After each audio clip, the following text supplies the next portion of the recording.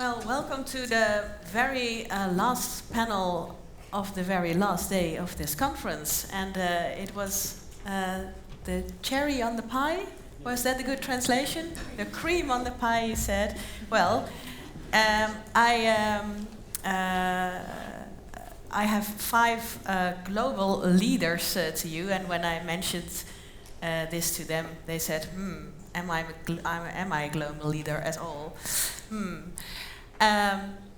They will introduce themselves to you, audience, and one of the other things that I think that is very important is that you can take part in the discussion as well.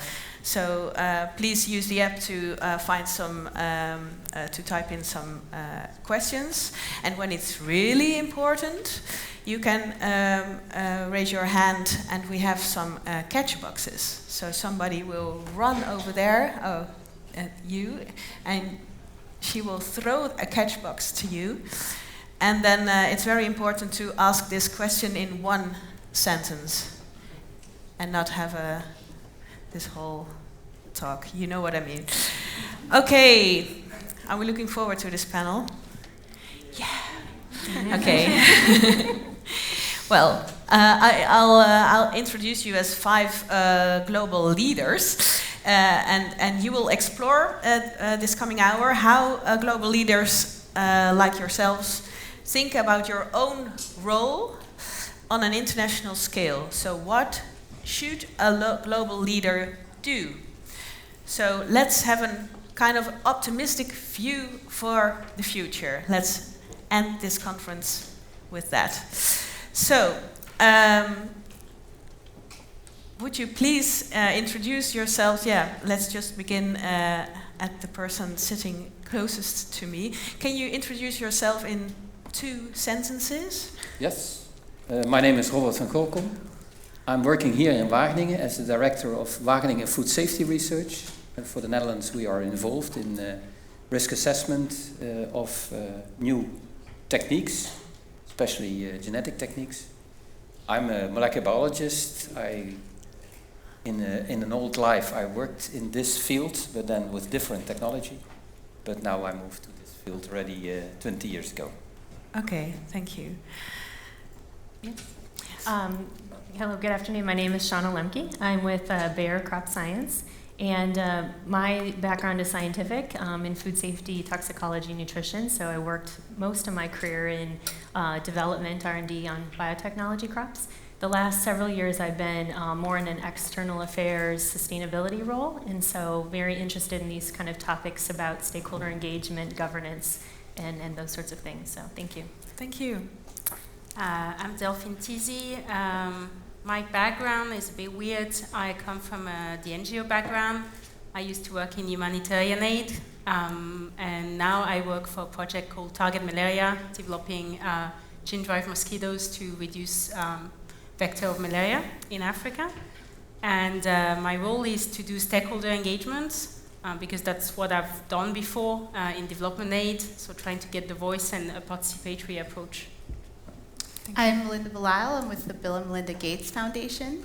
I just want to say I've really enjoyed the last couple of days interacting with all of you and really hearing the diversity of interests and goals. The Gates Foundation funds investments in CRISPR-Cas along the discovery pipeline, so investment in the gene editing mechanism itself, and then also from our global health and agriculture side. So I'm excited to talk to you a little bit about how we think about those investments today. Thank you. My name is Guobin Cheng. I'm working for Southeast University in China, and I am a teacher of the medical ethics. I taught medical ethics, bioethics to different students, and I'm also a bioethicist. My research focuses on the human gene editing, and I do such kind of study more than 10 years. I also do some public education in China. And this is Dr. Mu. She is my assistant, helping me on some language translation, if possible. And I will try my best to respond to you by myself, if you kindly can accept my bad English. Thank you, thank you, Guobin. Maybe we should just to have this order a little bit around. So shall we go back and start with you? Because you're all working at large institutions. Well, 2 universities we have here. We have one foundation, one private sector leader, and a non-profit consortium leader of universities. Okay. I was curious to start this with, how do you think about your organization's specific role in the global context of CRISPR? Guobin, do you want to start? Actually, my university don't have much work on the CRISPRs, but my department focus on the ethic issues about the human gene editing, so we related to the CRISPRs. And I think it's very hard to say what kind of leadership on special institutions. Okay. Maybe ethical. Special as a bioethics, I think bioethics I cannot set value to other people's. Maybe I cannot teach people what is the value.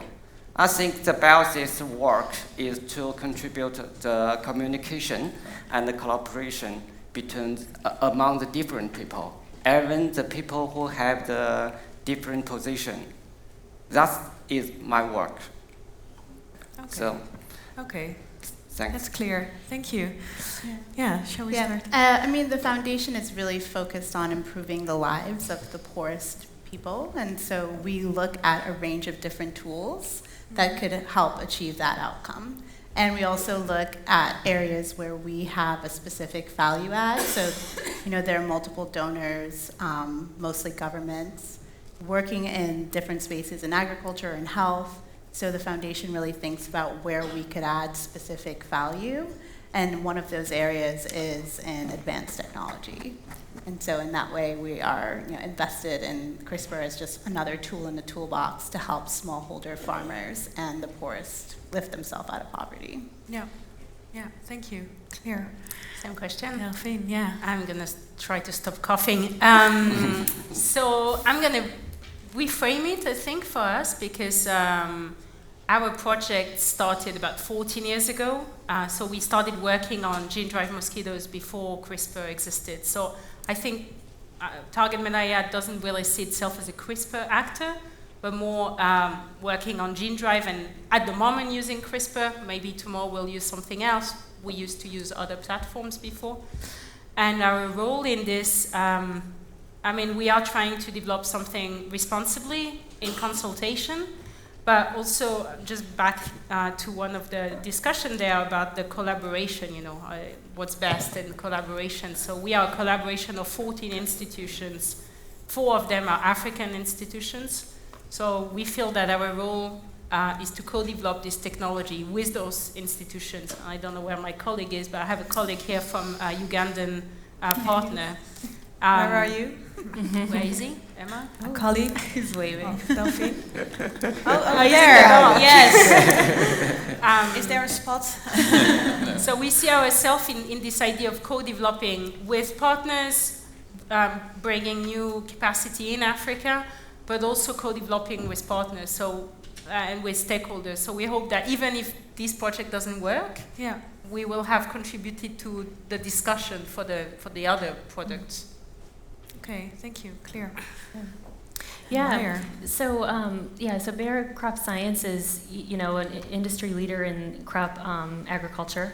And so clearly science and innovation is core to what we do. So we're really in, I'd say, early stages with the use of the tools, a lot of early stage R&D, looking at potential applications in a lot of collaborations with other partners. Some of them are here today, so smaller companies and other institutions. So clearly the science is interesting to us, since breeding is a core part of what we do as an organization.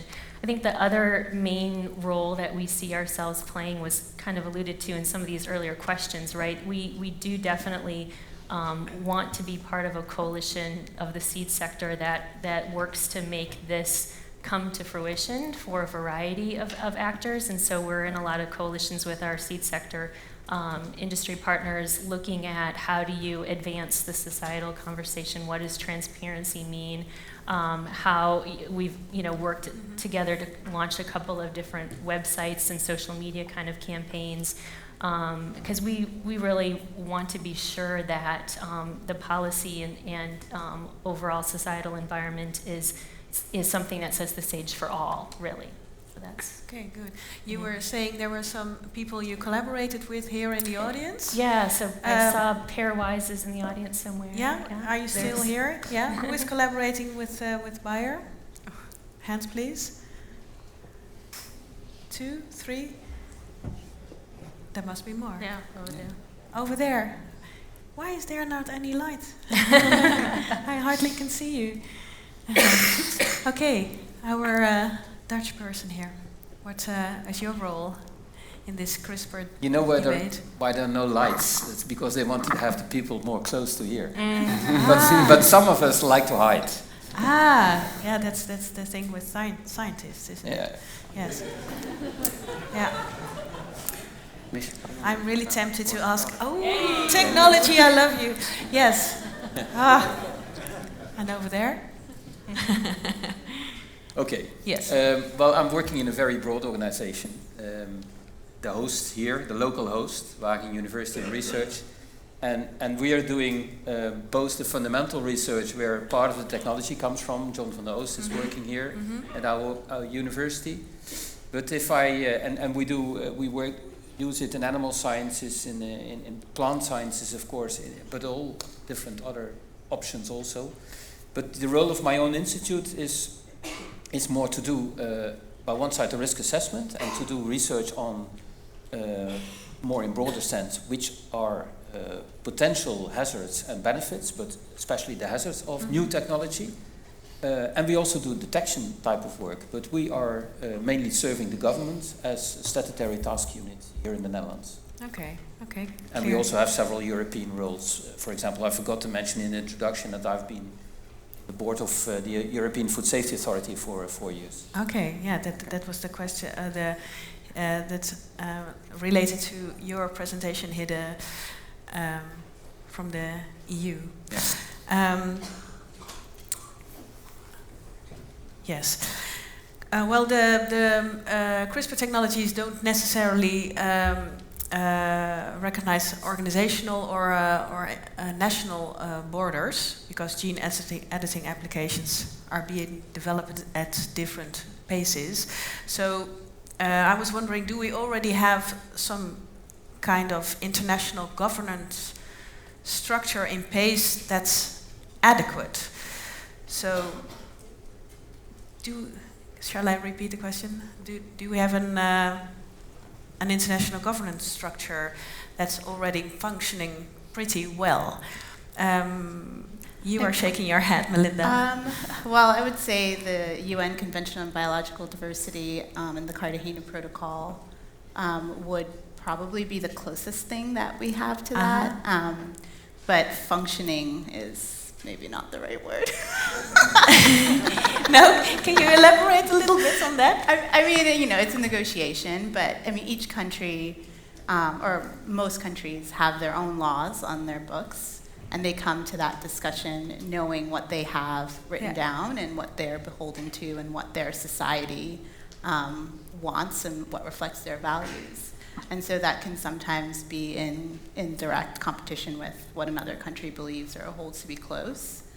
So there is a international conversation, but as far as there being, a governance structure that I think works for everyone, I wouldn't say that would be quite accurate. Is it working for you, Robert? Well, the problem with every new technology is that there's of course no legislation for something that's new. And this legislative process is a long process. And even if you have something, even 5 years after the first issues have become clear what the technology could mean, that would be immense quick. Usually it's 10 or 15 years. So it's always lagging behind. And you see that the European Court made a verdict using technology or legislation from, I think, 2001. Well, at that time, John, you were not even working or thinking of CRISPR-Cas at that time. He's so shaking it's his head. always lagging behind, and that's the difficulty we have here. That's true, but Delphine, maybe I'm you not can sure I answer completely that. agree. Well, first, I'm not sure the question is how to regulate CRISPR again, because I think it's about each product, each case, what exists. So what are the characteristics that make one product different from another? So I'll just speak to what I know, which is what exists or doesn't exist, or how it exists for gene drive.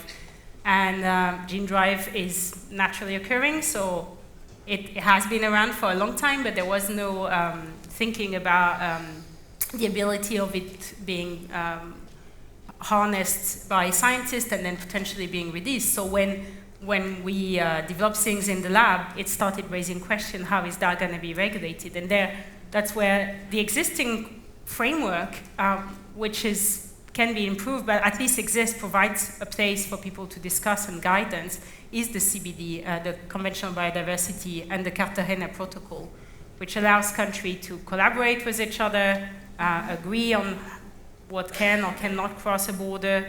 But of course it's a challenge. So technology like ours that has potential to cross border is questioning the existing mechanism, but you always have to look at what else has been done with maybe a different technology, a different approach, but that has been addressed. So biological control, we're in an agricultural university. I'm sure there are people working on that in Wageningen.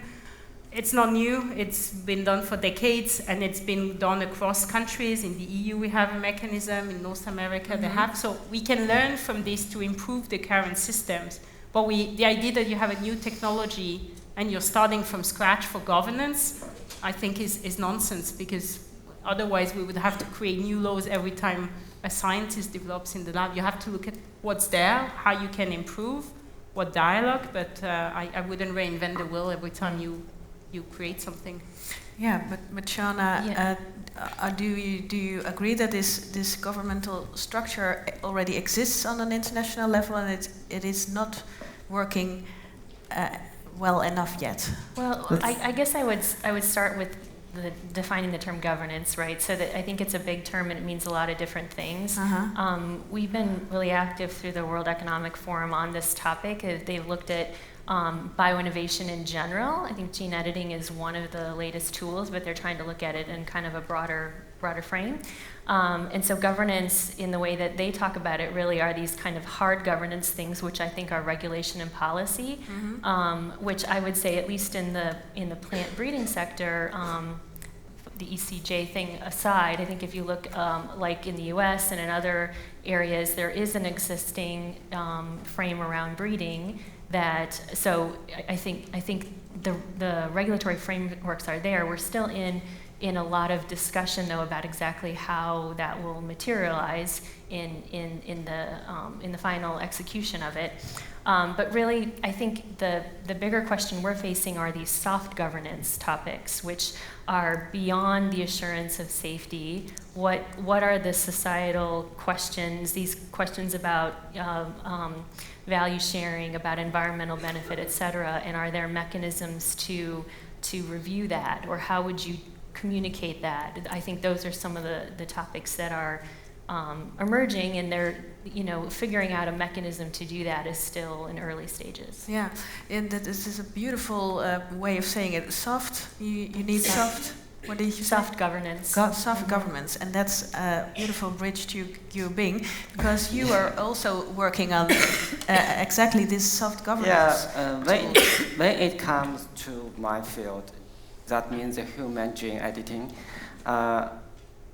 I think we could say that already have a general ethical code, and the ethical code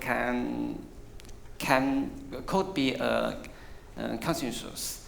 I think it includes some about if you want to developing this technology, the purpose should be benefit the human beings and do not harm to the person who involved, and some technology such as just happened, the human endurance gene editing cannot be applied in clinic, and the research must under strict ethical review.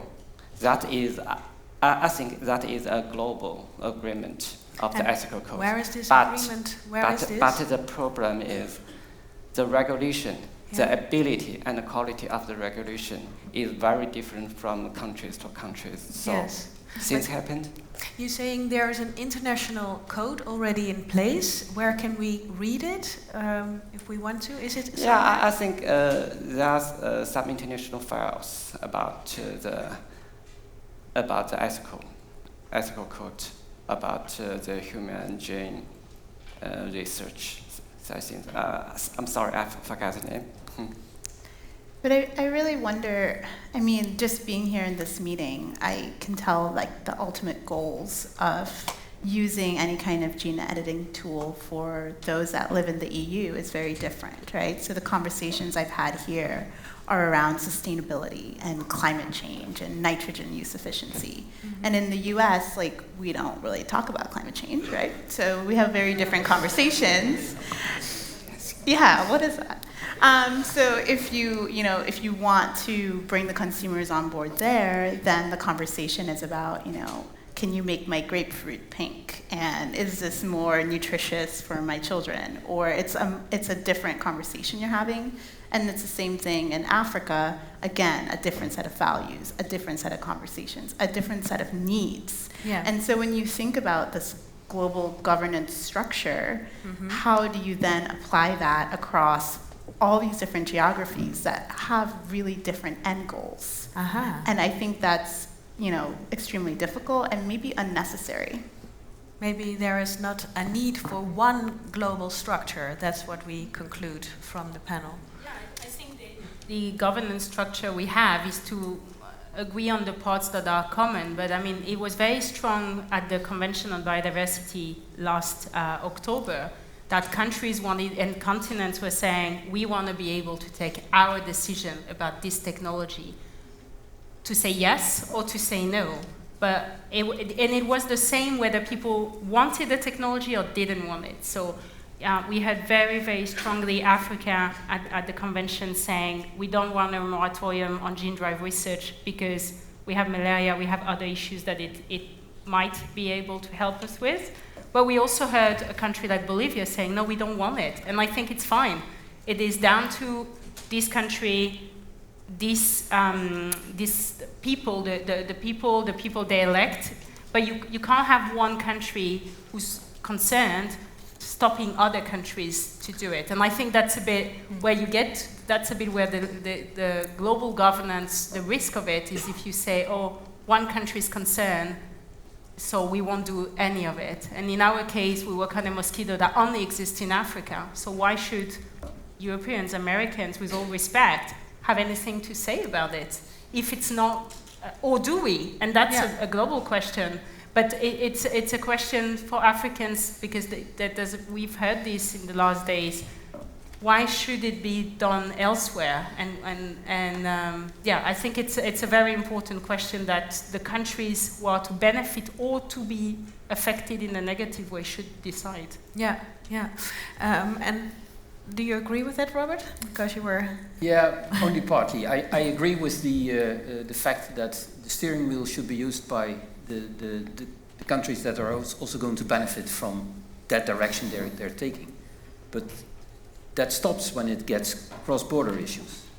So in the risk assessment, if it would have an effect on biodiversity or health or safety or whatever, and it's really something that is transmitted and not contained somewhere in an area, then it gets internationally. And then it has to be regulated both at the hard governance and at the soft governance. And so then you need something which is more at the global scale.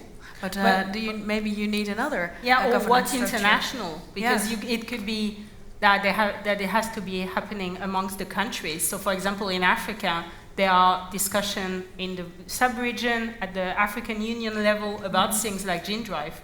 But again, if I take the example of our project working on a species that only exists in Africa, is it necessary that it gets global when malaria is not just an African disease, but 90% of deaths are in Africa. So it is how global do you go? And I mean, and it is a case by case, because maybe some other application have global outreach, but I think it can't be that simple. But do you think the existing governance structure is not working well enough?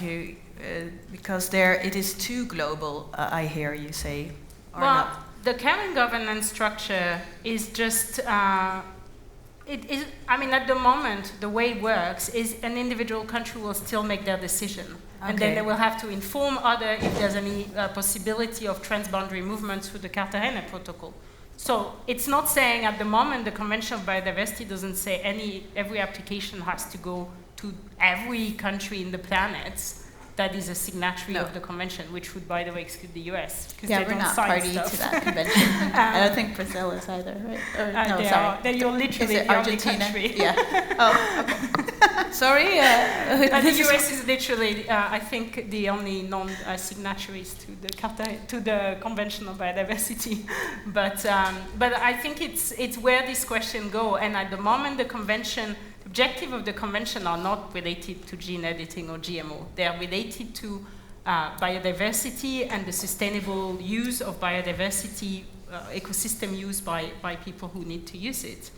And the question around GMO and gene editing came through that because concerns were raised. But now we heard this morning from IUCN and that interesting debate that happened that there's also another way to look at gene editing for benefit, and that also shifts kind of the conversation. So, okay, really, because you are working on these gene-derived mosquitoes. They are not ready to go yet. But are you afraid then that when they will be ready, that a moratorium is being released, for example, by the United Nations? Are you afraid of that? I don't think so. I'm not afraid anymore, I think, of a moratorium because we've discussed it globally twice, a moratorium on the research, and it was ruled out twice with very strong voice from countries set to benefit. But the devil is in the details. So you could have not a moratorium, but conditions that would make it very hard to use. And I think it's what our work is about, especially mine, because my role is engagement, is to make sure that whatever discussion is happening, whatever decision takes place, it's based on an informed discussion and on facts, on science. So at the moment, whether our project or other gene-derived project, I think no responsible scientist would say we are ready to release a gene drive, or should we? At the moment, if all the regulators in the world were saying, yeah, go ahead, we wouldn't release. No. Because it's not ready. No, okay. So I think you just need to get to the point where you can have a discussion and to be in an environment where the science, the societal values can be discussed. Yeah, yeah. And that's, Shawna, to come back to your soft skills. You, as Bayer, as a private organization, there seems to be some tense between this competition and collaboration. What we were talking about just before the panel, and the whole audience said, no, we should collaborate. But I can imagine that Bayer sees some advantages in competition as well. How do you see that? Yeah, so I guess, as I said earlier, I think there's a space for both, right? There will be areas, where we're quite active in certain crops, right? And so within those crops, we would definitely want to compete on the market with the best kind of breeding packages possible for the greatest number of customers. For sure, that's what private companies seek to do. But I guess there's always room for collaboration, right? Even in the crops that we work in, we're in licensing technology and tools. We're collaborating with other companies on bringing products to the market. I think the other aspect of collaboration, as I said before, is that if we don't want to see a situation where a technology, a tool, is stopped because there isn't an availability for it to be utilized for a variety of crops. So I mean, I think there's a citrus farmer that came here. There's groups like Mars that are investing in cocoa research. These are areas where you really want to be sure that access to the technology is possible. So our collaboration in that sense isn't really on the science, but rather on this kind of dialogue and having having the ethicists and the social scientists come to the table and inform how do we think about this as inventors and scientists. And just because I'm very curious, is Bayer having some CRISPR innovations somewhere in your company already that you can whisper in our ears? Yeah, we're still in early stages. I mean, we've talked about conceptually some areas that we're working in, right? So, quality traits like the amount of lignin content in corn, for example, or some disease targets are of interest to us. But it's, we're really we haven't announced any kind of commercial, anything in our pipeline yet. So. Okay. I think that question was phrased a little weirdly, right? I mean, is it competition and collaboration of using the gene editing mechanism to develop a product?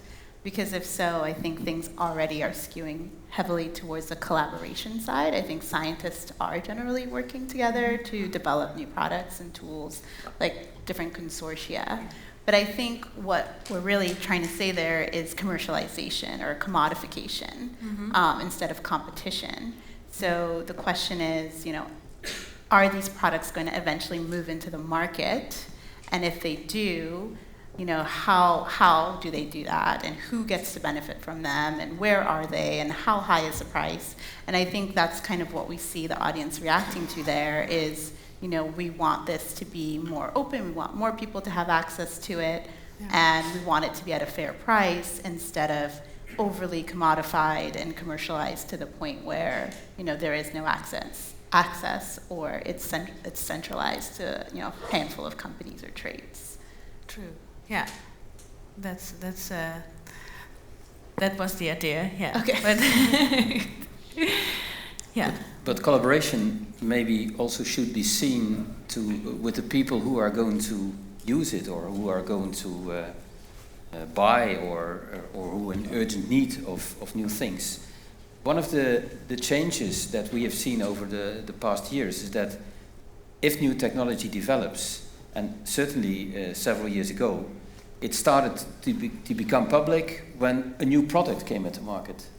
But that's far too late. And especially with this type of technology, we need to know and we need to use it for the needs of society. And of course, commercial needs are also needs for society. But that, of course, went wrong in the GMO era, that the first products were not of relevance of society in general. And I think we have to take that debate and that interaction and that collaboration much earlier in the phase of development and long before it's getting to a commercial phase. Yeah. I think, if I can add, I believe that the only way you can really make these things acceptable is if you co-develop them, you bring it early on. So for us, we started stakeholder engagement 5 years ago, and we are likely not to even try to bring a dossier for a gene drive release before 5, 6, 10 years. So by then, we would have engaged with people for over 10 years, trying to get their perspective on the technology. And I think this idea of society telling people what they want, how they want it, is something strong.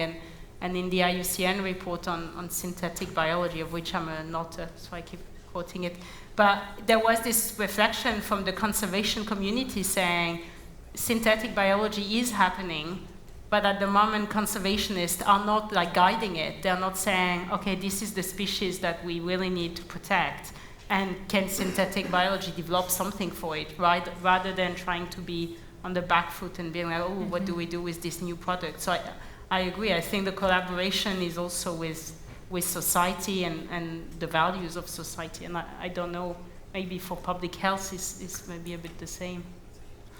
Yeah, Guobin. How does you have been sorry, I'm thinking and talking at the same time. That's not a good thing.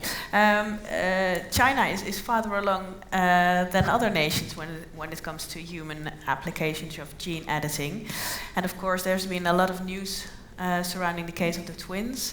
It has been discussed here as well, but how does China's position impact your work as an ethicist? Okay. So the twins. I think that's why I'm here. Yeah. Okay. The stage is yours. Thanks. In these days, the kids come up several times, and but I think there's really some misunderstanding about what happened in China, and I have to say, it is not China go further along other countries. It's someone who go too far in China. It's different. Yeah. Yeah. So the He Jiankui's action is illegal in China. Depends on a series of the ethical code and laws published from the 2003 to 2016. His action is clearly illegal. And after the event happened, and the main opinion, that means the voice from widely from scientists, physicians, ethicists, government, all research institutions, and most of the public is the same. We think He Jiankui commit a serious crime. So his personal action is different from the whole country's idea. Mm-hmm. Okay, and but it just happened. So I have to submit there's some shortage or some lack in China. We don't have enough ethical review institution to do high quality ethical review on such kinds of research. Of course, I have to say, I don't believe any country all over this world can completely control such kinds of personal action. But in China, our system is just beginning, and there are some links that He Jiankui found one, and he did it. So I think that's a condition. That's what happened in China. And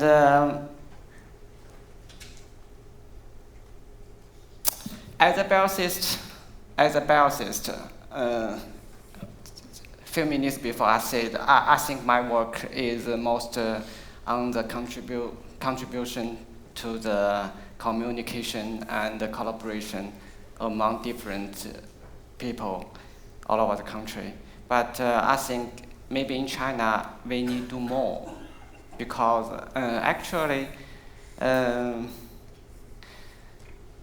the convenience of the ethics about the human gene editing in China is as same as other countries. We agree with the international ethical code about in this field, but depends on the quality and the quantity of the institution we build in the country. We cannot do very good job on the review. So as a bioethicist, I think I have to do much more job to promote our country to building the ethical review system, to give a much more high quality the ethical governance on the research, And the second, I think I need to do more public education. Actually, in the conversation after this event, I find that sometimes people just sing, not listening. People heard, but not understanding. So that's what I need to do. I have to explain why this is an ethical problem. Right now I do it in my class, and I write some report for the media, and I think all the biologists in China need to do more. And the last thing is, I think, as a biologist in Chinese position, I think I hope to promote my country, keep on open to the world. I hope we can get more communication with the rest of the world, and that's what I do here. Actually, to understand each other is difficult. Yeah. We need to try. Thank you. Yes. Yes. Yeah, this is very good. Thank you very much. And it's an example. It's a negative example of the fact that every technology can be used in the wrong way. Yeah. And when we were discussing it beforehand, I used a fork, and I can say, yeah, you can use that in the wrong way. During lunch. During Yes. lunch, yeah. Yeah. But this is also, which brings me to the point that we should not talk about the technology itself, but we should talk about the products of what we do with the technology. And it's much better if we talk about breeding to talk about which is the end result of the breeding process. Whatever technology has been used, we have to do the risk assessment on the final product, whether it's used in medicine, whether it's used in agriculture or where. We have to look at the risk assessment of the final product, and it's irrespective of which technology is used. We do genetic breeding, actually the world does genetic breeding for 4 billion years. And in the last couple of years, we found another new technique on genetic modification. But genetic modification is of all ages.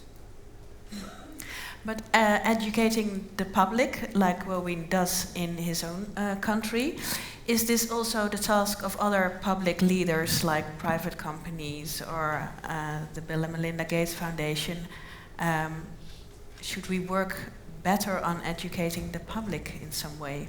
Or rephrase it. I mean, I hate the words educating the public. So if I had to vote on that one, I would not have put it, because I think we had a bit of. What would you use? Well, engaging them, because I think Engaging. educating is back to what we discussed yesterday. It presupposed that there's this knowledge deficit, and if people knew, they would love it. Well, maybe not. But at least if you have started exchanging knowledge and recognizing they have knowledge, and we had this discussion this morning from the representative of indigenous group, that indigenous people have a knowledge, and you need to recognize it and to see how you can engage with it, to see what are their values, what that knowledge can bring into plant breeding or into gene editing. And so I think it's a very different dialogue if you start saying, I wanna know your knowledge, I wanna share my knowledge, and I wanna see where we agree and disagree and what we can do, rather than say, I'm gonna educate you, and once you see the light, you will love it. Yeah. And I think for me, whenever I'm asked, what do you learn from the old debate of GMO? I think that's what I learned, is people don't want to be educated. No, that's clear. But when you let's say you engage the public in the right way, and when you engage them, you can think together with them on what kind of product they want to develop, what kind of technology. Is that the way the Bill and Melinda Gates Foundation works as well? No, I mean, the Gates Foundation really works through our partners and grantees. And so, I mean, we are a funding and granting institution, and then our partners are on the ground in country doing the actual work of developing the products and of engaging their counterparts in that country. Mm-hmm. And that model is really effective because you have Africans talking to Africans, and you have people in Asia talking to people in Asia, and they have something in common and they share the same values, right? And so we don't take that more hands-on communication approach for the most part. So that rather works well. And how does it work? Yeah, with I Bayer? mean, I would agree. You know, I think education and knowledge deficit model doesn't work. So I think the baseline of engagement is transparency, and I think the challenge for all of us in the seed sector is then the shared values model. But I think where this will get really interesting over time is when the engagement turns to actual product concepts. We're talking a little bit theoretically right now, and like one of the critiques always is, well, you know, you're developing things that are of benefit to farmers but not consumers. So what is that thing? Is it the pink pineapple, or you know, a lot of what we will do will continue to be things that help farmers deal with disease or better, or you know deal better with climatic conditions. So I don't have the answer to this. I'm just hypothesizing. Will it be enough? Is the right approach then to translate that into societal values, quantify it into societal values, or is there a co-development piece that has to happen? I don't know the answer to that, but I think that'll be an interesting next phase in this whole journey. That's a good question for the future. How would you respond to that, Guobin? I changed my mind. I agree with you. You change your mind. In some level, we can do some education work because people don't now know much knowledge, scientist knowledge about how the gene editing working. And for example, after the event, we have to explain to mass about why what whole gene editing is very high risky. That needs knowledge to understand that. But when it comes to the value, the moral judgment, maybe who can educate them? Maybe their family and their community play much more important role in that area. But I think there's still some work we could do, because back to my last words, the conversation always be difficult.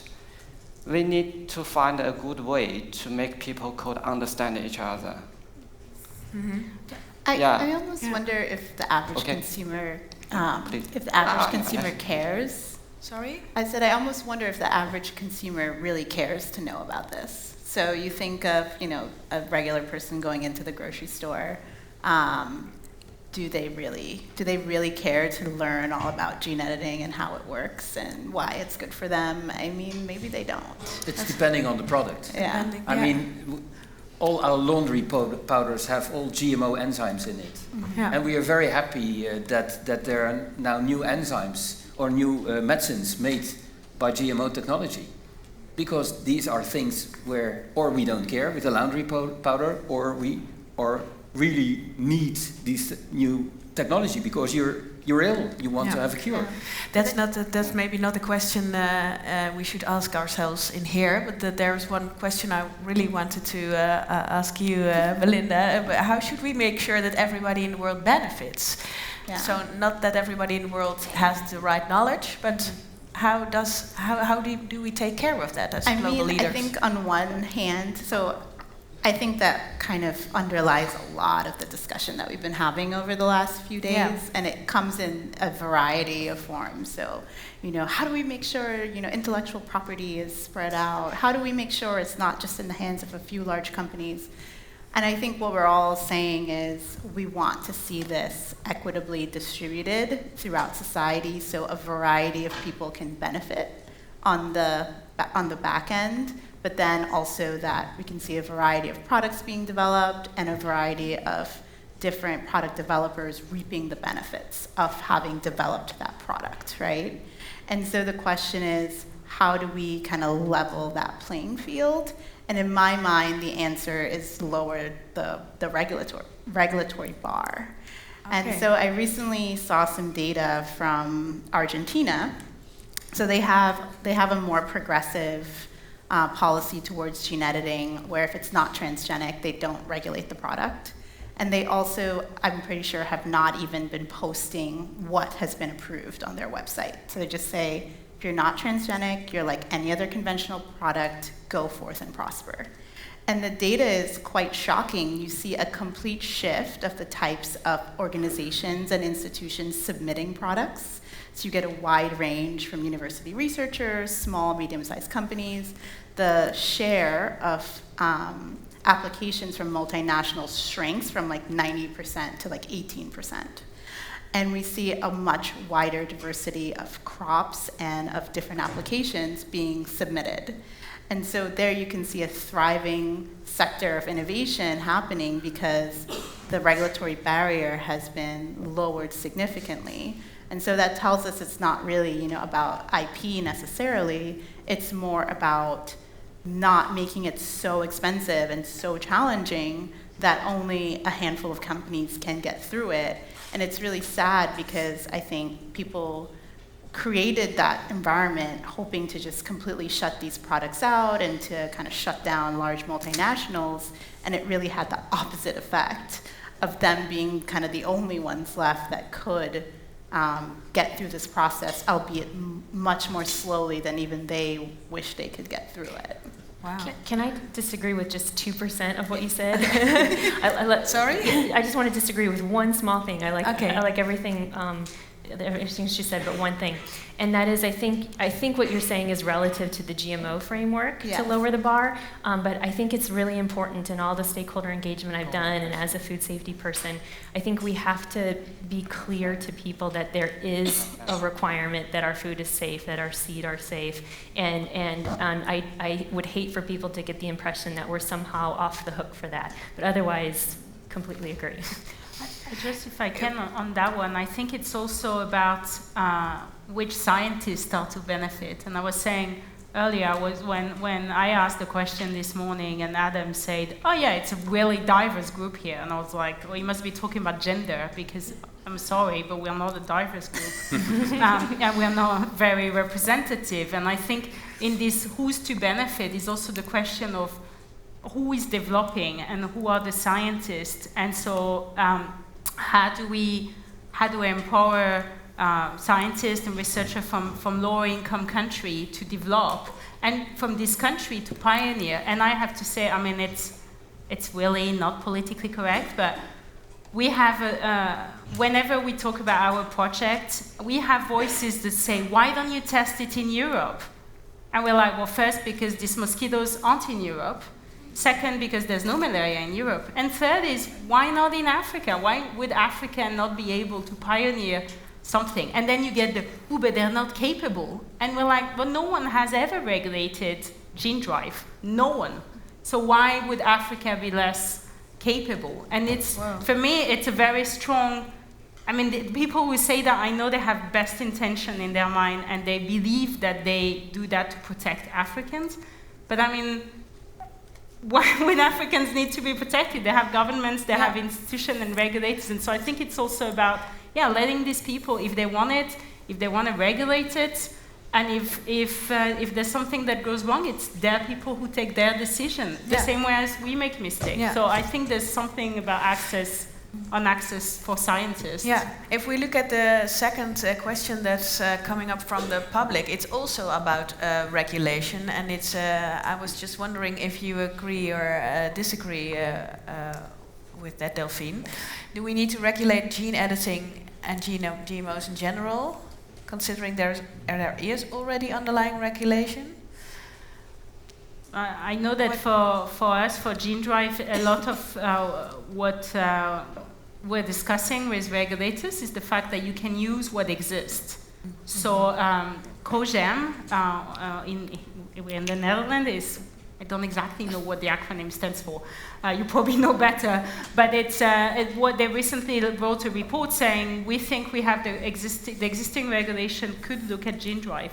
The questions might be different, but the regulatory system could be applicable. And so you have to look at what exists and whether the characteristic of the product, back to the product, are different and require something different, or the characteristic are something that we know it's something that will spread. Yes, biological control spread and will persist, and yeah, biological control persists, and it's modified GMO regulation. So I think there's a growing consensus that you don't need to reinvent the wheel. No. You just need to look at the product, as Robert was saying. Melinda, I see you nodding. Oh, I mean, obviously the answer is no. Do we need to regulate gene editing and GMOs in general? Yes. So, okay, if you're saying, do we need to take a look at them? I mean, they kind of have a long history of safe use at this point, right? Yeah. So I wouldn't take away all regulations. I think there is a possibility to develop some product that has some allergenicity issues or some other issues. But I think like the heavy-handed look and the amount of data, like one of those dossiers that are, they're 300 pages a piece. Do we really need that level of data to go into the regulatory requirements? I think it's overkill.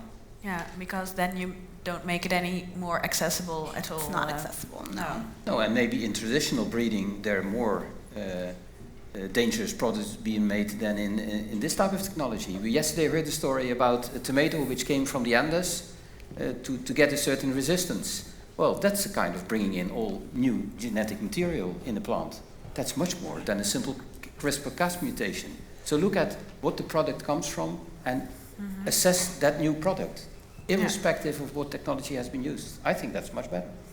But I think sometimes it's because I was told to bring the voice of skeptic by the Keystone team, and I think if we say the existing regulations are fine and don't make too many studies, I'm sure people would say, hey, no, we are worried. But I think for me, in the engagement over the last years, very often when I've discussed with people who are against or are worried, and I go and I discuss with them, I see that it's back to the question of values. It's not so much that they want us to do millions of different studies, because when we do it, it's not sufficient, and I'm sure you would agree that you've done a lot. And I think it's because the fundamental questions around the values behind this discussion aren't asked. So we do all these studies that show safety, and then people are still not happy. Well, we told you wanted study, here are the studies. And I think we're just missing the question that people want to discuss something else. They don't want to discuss what's the level of allergenicity. They want to discuss, can we fundamentally accept that humans modify nature? Or are we playing God? Or what is nature? And where should that discussion take place then? And where should that discussion, and who concludes on it? Because at the end we won't all agree. And you have all different perspectives. So I think this is what's not happening, because scientists, and I can say because my project, when I tell them we're organizing a meeting with religious leaders to talk gene drive, they just look at me like, what? Yeah, this is back to my point about soft governance. I completely agree. I think and I know that there's a number of researchers in the social sciences that are looking at these questions now. So, I mean, I really hope that that research leads to models and frameworks for how do you address these questions and how do you resolve them? Because there's a difference between engaging and talking past each other versus kind of coming to what's the next step. Yeah. So I think that's the frontier, right? Yeah. You need to see what you can agree on. Like what's the fundamental. So for us, when we have discussion with people who oppose, we're like, okay, do we all agree that we need to end malaria? And sometimes you'll be surprised. Some people say, actually, we don't fully agree because effect of increase of population. So then, then that's a different conversation. But then if we fundamentally agree, let's look at the different tools. And it's the same for conservation. Let's look at the different tools. So you don't agree with gene editing. So what's the alternative? Our current alternative for malaria control is insecticide spraying. So if you're concerned, are you preferring that option? I'm not judging, but are you? And I think it's a different, if you need to agree on something together to start with. Yeah.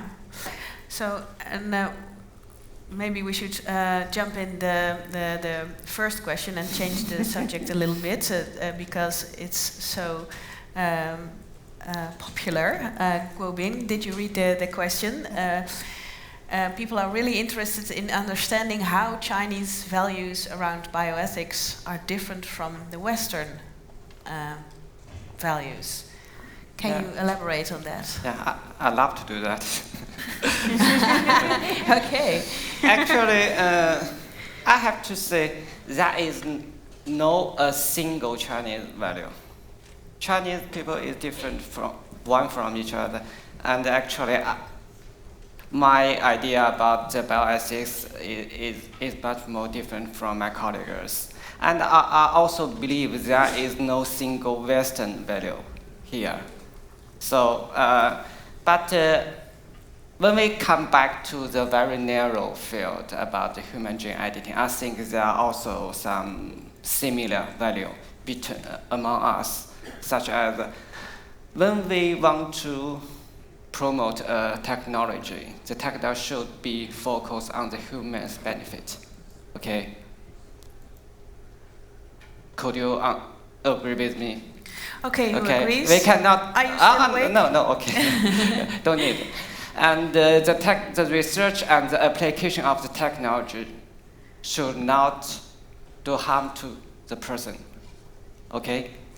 Yes. So, when we come to the application of the technology, we should respect the people's autonomy and their personal choice. Okay? So, I think this is common agreement, but there's some different, because what kind of benefit should be chosen? And if you want to get some people's conscience, autonomic conscience, what kind of the fail? He just sign fail, or he need to just say yes?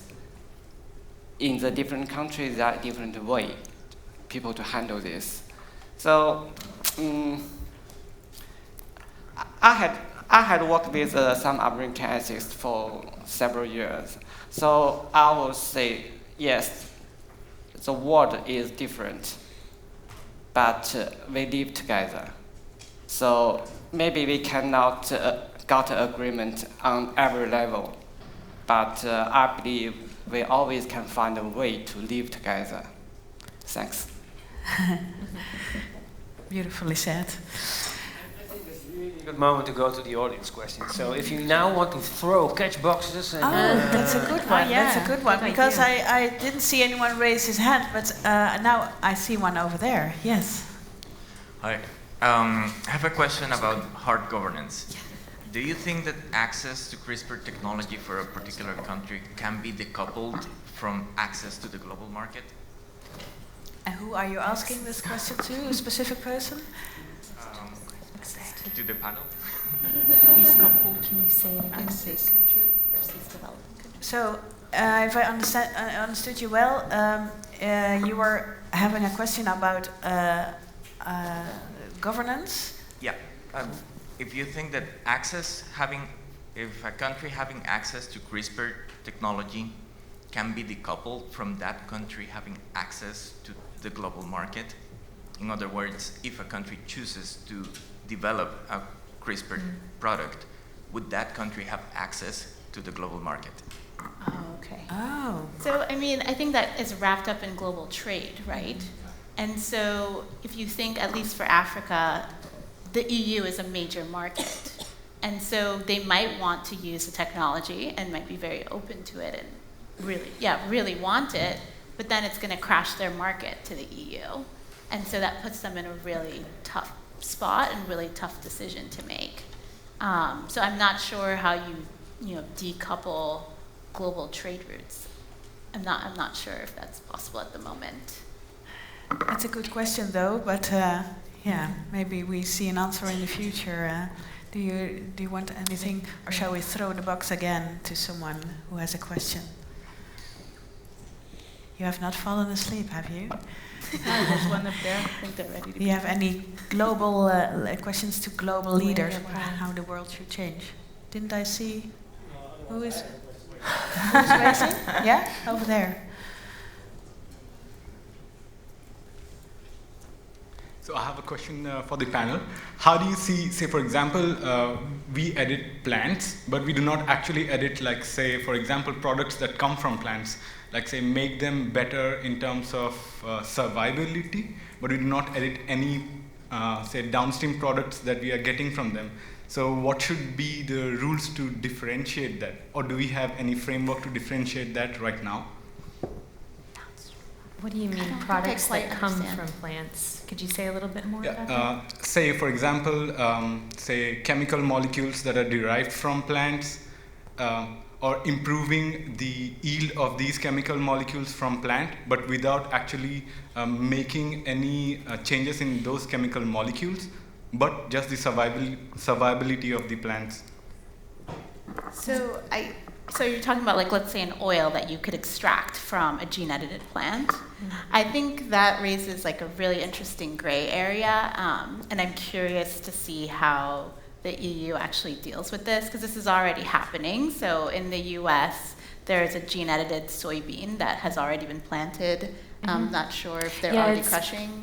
No, I think they announced commercialization, but I don't know that it's out of harvest yet. So okay. Yeah. And so they're going to eventually extract the oil from this plant, and well, from the marketing material I saw, they're labeling it as non-transgenic, non-GMO. And you can't actually test because it's oil, so it's an extracted material. So same thing you'd think of like with sugar from sugar beets. There might not be any DNA left in there to even test from. And so you can then package that up and pretty much send it anywhere you want. And so that then creates this huge dilemma of some countries having laws on the books that they can't necessarily enforce. And so I think it's a really good question. I don't have like a strong opinion on it, but it's definitely an interesting space to watch. And Meyer? Yeah, I mean, she characterized it really well. I guess I just add on, kind of how Robert described it. In that specific case, it's a good example of how I think the regulatory system is supposed to work, because it is technically through the way the U.S. looks at it today a product of breeding. However, because of the composition, the nutrition has changed. They did consult with the FDA, and so I think that was a piece that the industry as well as a lot of stakeholders were watching carefully to see how that was managed. So that's just, the other piece I would add to it, in addition to some of these trade issues that Melinda already raised. And of course, we have to look at not only at the product, but also what the plant that is making it, in which way that could harm biodiversity or whatever. But here again, it comes to a product where there is definitely an urgent need for, and so in a way that could be an example of something that the public would love to have. So this question also has to be debated not only with us, but with the stakeholders that are involved, and even maybe in a stage before, is this really, before starting this development, one of the things society most urgently wants? Maybe just because we are almost at the end. And the power of the MC is that you can ask the last question. Wow, time and what is I would flying. like to do is to try to rephrase a lot of questions that we get over the last 2 days, and they are all about power. So who's in power? And also in this session again, there are a few questions that relates to that issue. And the question is, how does international governments look like if only the ones that are in power are part of the international conference? And how do you give voice to the ones that are not in power? Well, for CBD, it's an easy one. Each parties has the exact same vote. So whether you're Vanuatu or the EU, though the EU is a bit different, but wrong example. Whether you're Vanuatu or you're Canada, it's one country, one voice. They don't really vote, and it works by consensus. So that is the current mechanism, and it has its challenges because Vanuatu, I have nothing against Vanuatu, just because it's a really small country. Vanuatu, a small country, would have the same power in that discussion as a large country, and that can have challenges. But we can also see it as very positive, because yeah, it's very hard. I mean, when you go to this negotiation, you see and you're like, wow, it's enough one country in CBD, in the Convention on Biodiversity, one country opposing stops an agreement, stops a decision. So until the last country, it's silence is acceptance there. So unless a country speaks, it's agreed, but the smallest country can stop a decision. Yeah. And it has, so in terms of power, I think for that concern, it's probably a good response. In terms of efficacy, it's something else. Okay, but was this question about on a country level or on an individual level? I can imagine that there are also illiterate people who have a voice. Do you mean that, or? No, I think in general it pops up a little bit. So if you talk about this, yesterday we talked a little bit about science, and then it was already a question: is science not dominated by a certain population of people, and how can you assure that everyone gets a voice and then relates? And you already answered that question. How it relates to governance? Yeah, and I mean at the foundation we invest in products in country with in-country researchers. The CGI AR system is one of our, core investments from the agriculture perspective. And these are institutions that are located within the countries and regions, and they're the ones, the researchers there, that are developing the gene-edited products for their context. So yams or cassava or maize for that specific context. And so in that way, you get a wider variety of products coming from different places with much different applications. Yeah, I'll just build on that. I mean, I think it's similar for us. Even though, I think consumers tend to think about corn and soybean as this sort of one monolithic thing. In fact, there are many, many, many varieties that are different for different farmers, whether in, high latitudes in the US or in South America or in some place in Asia. So there's sort of naturally this customer lens that's built into any decisions. I think as it relates to this topic of governance, though, I think that's the area where you see the seed industry trying to build in more of this consultation phase as in these early stages to understand more what are the societal questions, what is the way that we could evaluate products through a different lens, not just our usual kind of key performance indicators for a crop, but other kind of factors. So I think the desire is that would sort of become more embedded into the process over time. It's also related to trust. Exactly, yeah. So who is going to get most trust? And we know that all institutions, whether they have money or whether they are politicians or whether they are scientists or journalists or whatever, trust is going down. So it will be difficult to answer your question. But at the end, it's the country, the political systems that should be on top of the list. Guobin, do you have anything to add?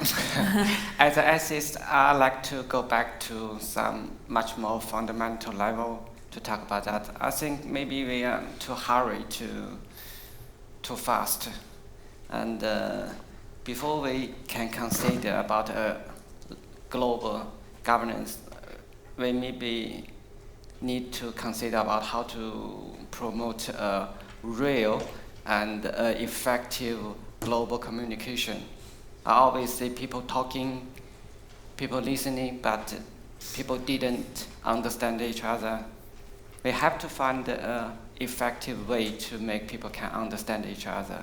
That we can real argument between us. So a beautiful that's my point. Conclusion, and I think that really solves every problem in the world when we understand each other. I'm sorry. So, no, it's beautiful. I don't think much about the policy level. It's not the most easy thing to do, but it's most important. So thank you very much. Is this? Brings us to the end of this panel. So yeah. please a big applause. Thank you.